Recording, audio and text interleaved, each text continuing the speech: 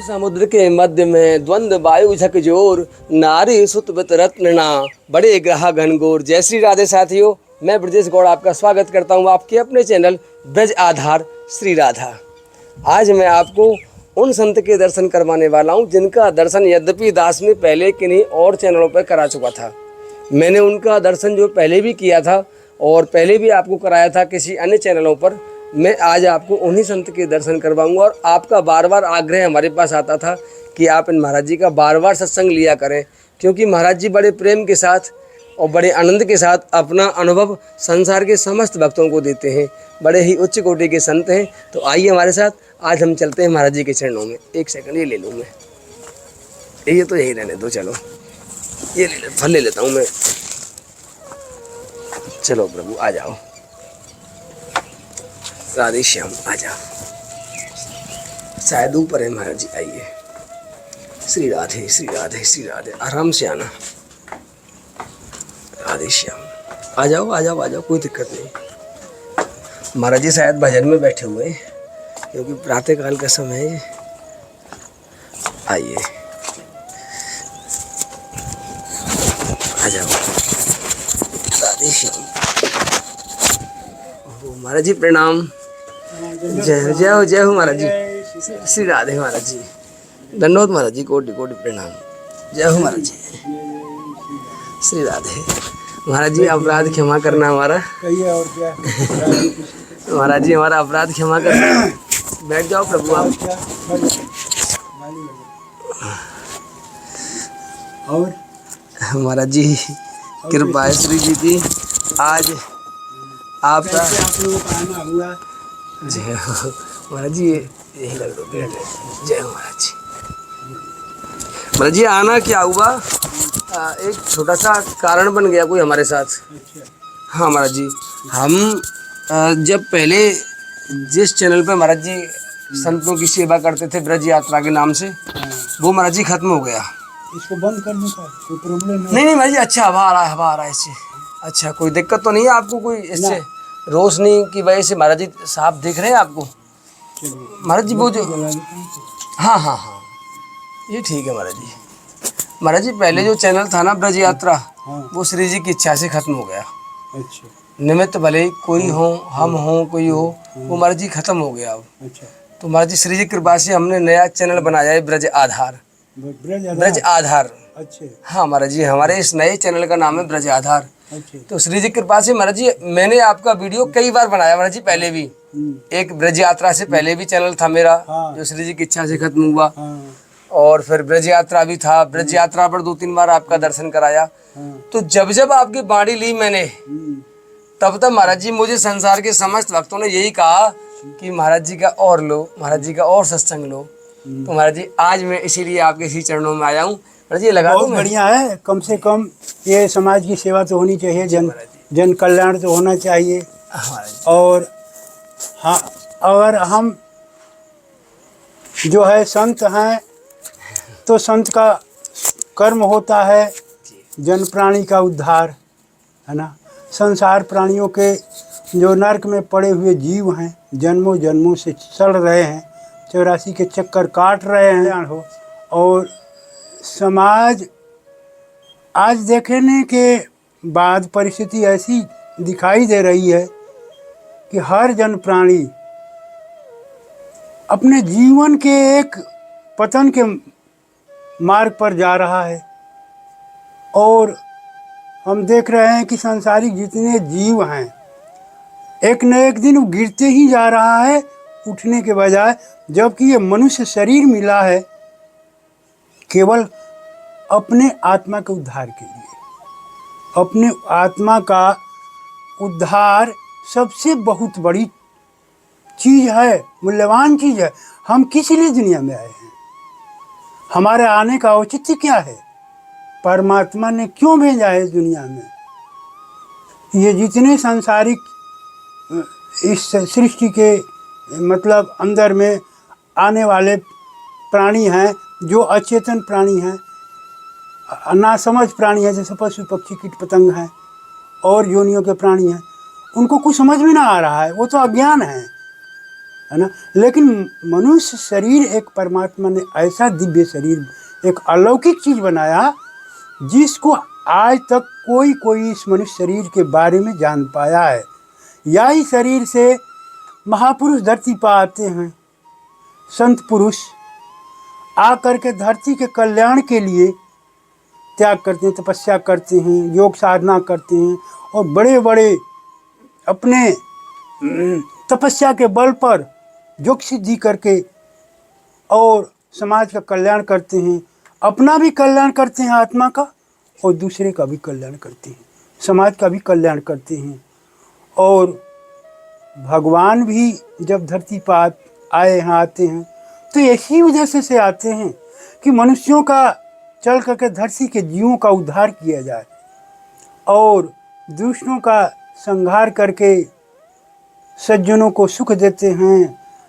धर्म का जो है उत्थान करते हैं, आगे बढ़ाते हैं और धर्म के आधार से ही संसार में जीवन फलता फूलता है। तो बात यह है कि मनुष्य शरीर का हम अपने जीवन में नहीं जानने के चलते हम बहुत सारे जीव हैं जो दुखी हैं, नरकों में सड़ रहे हैं। ये मनुष्य शरीर देव दुर्लभ है ना। इसमें मनुष्य शरीर के एक तो समय दुर्लभ है, शरीर दुर्लभ है, बार बार नहीं मिलता, और समय सीमित है, क्षणभंगुर है, इसका कोई गिनती ना है। सीमित है, समय सीमित है। हाँ, कब पता क्या हो जाएगा, क्या कब क्या हो जाएगा जानकारी ना है। इसीलिए हम अपने इस समय के अंतराल में इस जीवन को अपने जिस उद्देश्य के लिए हम परमात्मा ने भेजा है, इस धरती पाए हैं, अगर वो चीज़ प्राप्त कर लिया तो इस जीवन का मनुष्य शरीर लेने का हमारा जन्म सिद्ध मतलब ये लाभ मिल जाता है ना, सिद्ध हो जाएगा, सिद्ध हो जाता है। हाँ, तो इसमें मनुष्य शरीर देवताओं से दुर्लभ बताई गई है, देव दुर्लभ है शरीर। यही शरीर में भगवान भी आए हैं ना, भगवान का अवतार हुआ है ना। तो इस शरीर में आने के मतलब अर्थ होता है कि भगवान भी आए यही मनुष्य शरीर को पा करके और संसार का कल्याण के उद्धार किए, तो हम भी आए ही शरीर को धारण किए हैं। तो हम भी इस चीज़ को ढूंढें, जानें और खोजें कि हमारा उद्धार फिर कैसे होगा।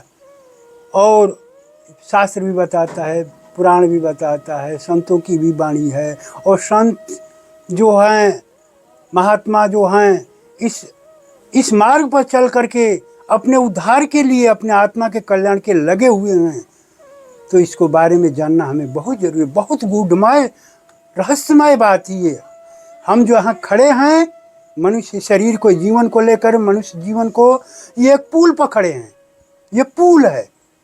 हाँ, जैसे पुल पर कोई खड़ा हो, जैसे नदी धारा नीचे नीचे बह रही, ऊपर से पुल है और पुल का काम है ना कि पार करना, इस पार से उस पार तक आदमी आराम से चला आए। तो मनुष्य शरीर एक पुल है, हम पुल पर खड़े हैं।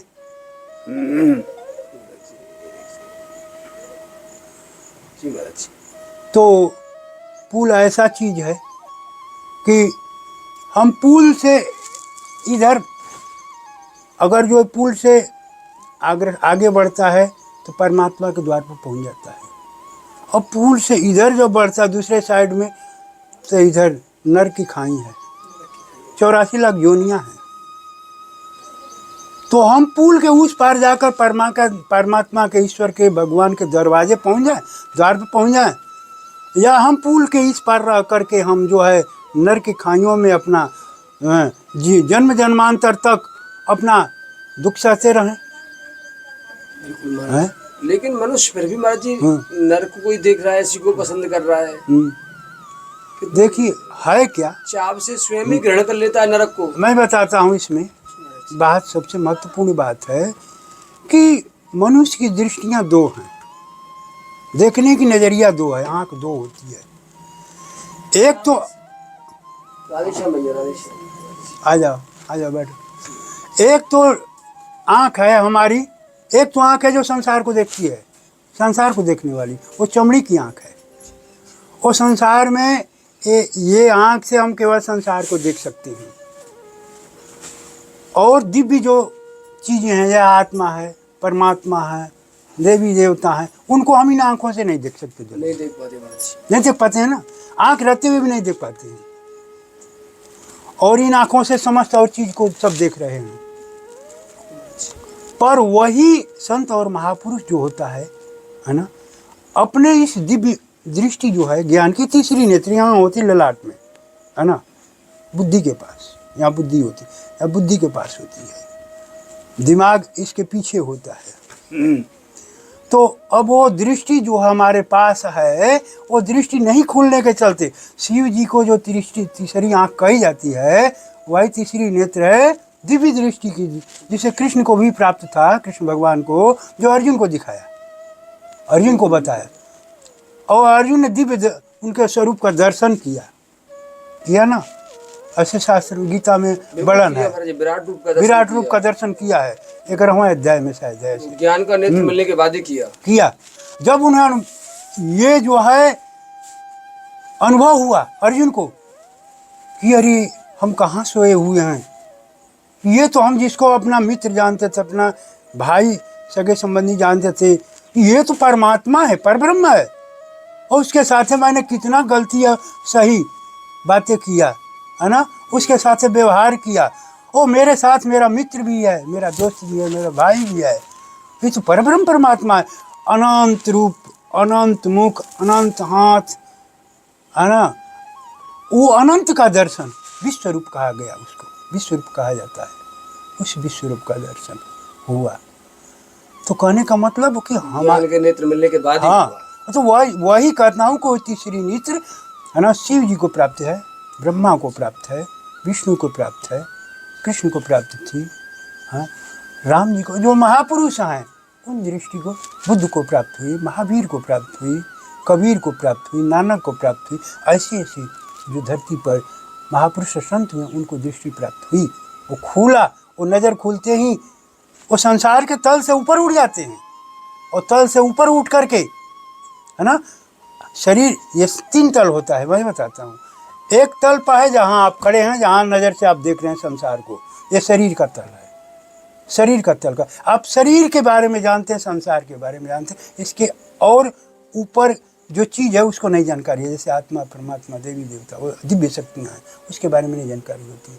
तो आप शरीर के तल पर खड़े हैं। एक तल है मन का, है ना, मन के तल पर जो पहुँचता है, तो मन के तल में, मन का तल ऐसा है कि जो है बहुत सारे विकारें हैं, है ना, वो सूक्ष्म चीज़ है, हमारे अंदर में पड़ी हुई है ना, काम है, क्रोध है, लोभ है, मोह है, अहंकार है, हमारे भीतर ही है, पर उसको हम पहचान नहीं पाते। क्रोध आता है, समझ ही नहीं पाते हैं, भभक जाता है, आग लग जाती है। ये मन का तल है महाराज जी, मन का तल है, अंदर उत्पन्न संसार रहता है बसा हुआ। हाँ, ये मन का तल है, क्रोध, लोभ, मोह। हाँ, शरीर से ऊपर आप नहीं जानते हैं मन को। मन का 3 तल होता है, और 3 तल पर आप स्थिर हैं, आप अपने ही बारे में नहीं जानते हैं, आप हैं कौन, अपने ही बारे में नहीं जानते हैं स्वयं। आप तो जानते हैं कि मैं वो व्यक्ति हूँ, मेरा फलाना नाम है, फलाना गांव है, फलाना जिला है, देश है, शरीर के तल पर आप जी रहे हैं, शरीर का परिचय को जानते हैं, शरीर और संसार, बस इससे ऊपर ना है, इससे ऊपर नहीं है, ऊपर ना है। यही कारण है कि आप जहाँ पहुँचना चाहते हैं परमात्मा के देश में, परमात्मा के राज्य में, वहाँ नहीं पहुँच पाते हैं, देवताओं के राज्य में नहीं पहुँच पाते हैं, है ना।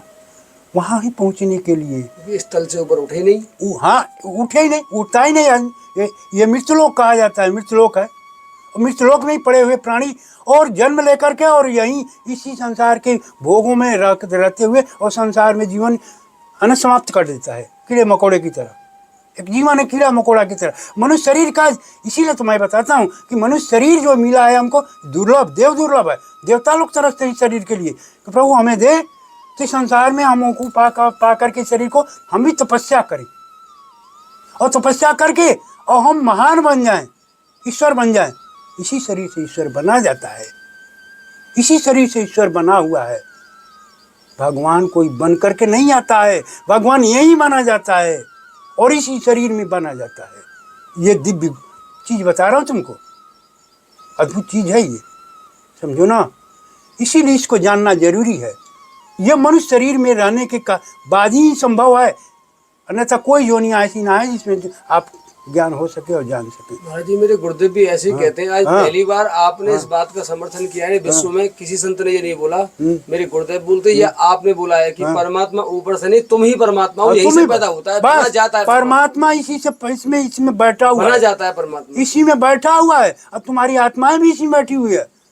वो आत्माएं ही एक साधना की मार्ग है। मैं उसको हम लोग जानते हैं, चले हुए हैं, तब अनुभव है हम लोगों को, देखे हुए भी हैं, उस परमात्मा का दर्शन भी किए हुए हैं यही जीवन में। तब हम अपना अनुभव बताते हैं, हम पढ़ी लिखी बात को नहीं बताते हैं, है ना। हम अपना अनुभव बताते हैं, अपना अनुभव बता रहे हैं, है ना।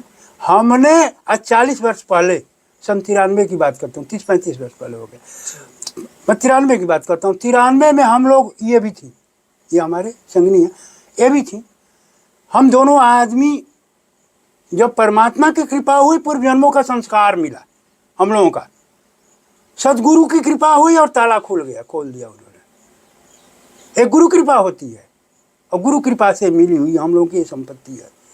और गुरु कृपा ने जब ताला खोला तो अंदर में जो संपत्ति भरी पड़ी वो सामने सब दिखाई देने, यानी तीसरा नेत्र खुल जाता है। जब गुरु कृपा से ही खुलता है और तीसरा नेत्र खुलता है तो इस अंदर में भरी हुई तेरी तुम्हारे संपूर्ण जन्मों का संस्कार, पाप और पुण्य का संस्कार खुल जाता है। चाहे वो कुछ भी इकट्ठा, कुछ भी हो, सब सामने आ जाए। हाँ तो महाराज जी फिर दोबारा आएंगे कभी आपके पास जल्दी। महाराज जी ने बड़ा सुंदर बताया, तो हमें आप आज्ञा दीजिए, अगले दर्शन के साथ मिलते हैं। जय श्री राधे, जय श्री कृष्ण। जय जय महाराज जी धन्यवाद। जय जय श्री राधे, श्री राधे, श्री राधे।